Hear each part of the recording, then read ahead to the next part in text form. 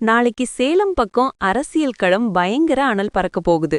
ஆமாங்க, தமிழக வெற்றிக் கழக தலைவர் விஜய் அவர்கள் நாளைக்கு சேலத்துல களமிறங்குறாரு. இது சும்மா வந்துட்டு போற மீட்டிங் இல்ல. 2026 எலெக்ஷனுக்கான மெயின் பிக்சர் இங்கதான் ஆரம்பிக்குதுன்னு அரசியல் வட்டாரத்துல பேசிக்கிறாங்க. ஆமா, ஒரு சின்ன ட்விஸ்ட். போலீஸ் தரப்புல இருந்து அத பண்ணாதீங்க இத பண்ணாதீங்கன்னு 51 கண்டிஷன்ஸ் போட்டிருக்காங்க. அதெல்லாம் மீறி நாளைக்கு என்ன நடக்க போகுது வாங்க பார்க்கலாம். முதல்ல மேட்ர சொல்லிடுறேன். சேலம் சீலநாயக்கன்பட்டி பக்கத்துல இருக்கிற கேவிபி கார்டன்ல நாளைக்கு மதியம் 12 மணிக்கு மீட்டிங் தொடங்குது. சேலம், நாமக்கல், ஈரோடுன்னு சுத்துப்பட்டுல இருக்கிற 5 மாவட்ட முக்கிய நிர்வாகிகள் மட்டும்தான் வர்றாங்க. முக்கியமான விஷயம் என்னன்னா, கையில பாஸ் இல்லாம ஒருத்தர் கூட உள்ள போக முடியாது. கால்ல விழுந்து கும்பிடுறது, அளவுக்கு அதிகமா பேனர் வைக்கிறது இதெல்லாம் வேண்டான்னு விஜய் அவர்கள் ஏற்கனவே ஸ்ட்ரிக்டா சொல்லிட்டாரு. ஆனா போலீஸ்காரங்க போட்ட கண்டிஷன் தான் இப்போ ஹாட் டாபிக்.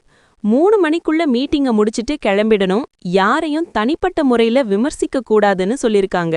இதையெல்லாம் டிவிபி டீம் எப்படி சமாளிக்க போறாங்கன்னு நாளைக்கு தெரிஞ்சிடும்.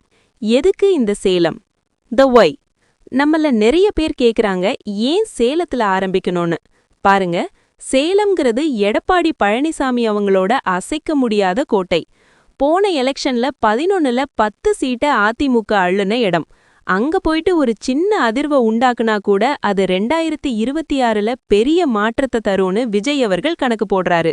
அதுலயும் முன்னாள் அமைச்சர் செங்கோட்டையன் அவர்கள் இப்போ இவங்க கூட இருக்கிறதுனால கொங்கு மண்டல தேர்தல் வியூகம் இப்பவே சூடு பிடிக்க ஆரம்பிச்சிருச்சு.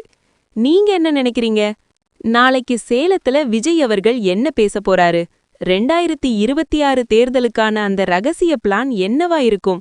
சேலம் அல்லது கொங்கு மண்டலத்தை சேர்ந்தவங்க யாராவது இந்த வீடியோவை பார்த்துட்டு இருந்தீங்கன்னா உங்க ஏரியா நிலவரம் எப்படி இருக்குன்னு கமெண்ட்ல சொல்லுங்க.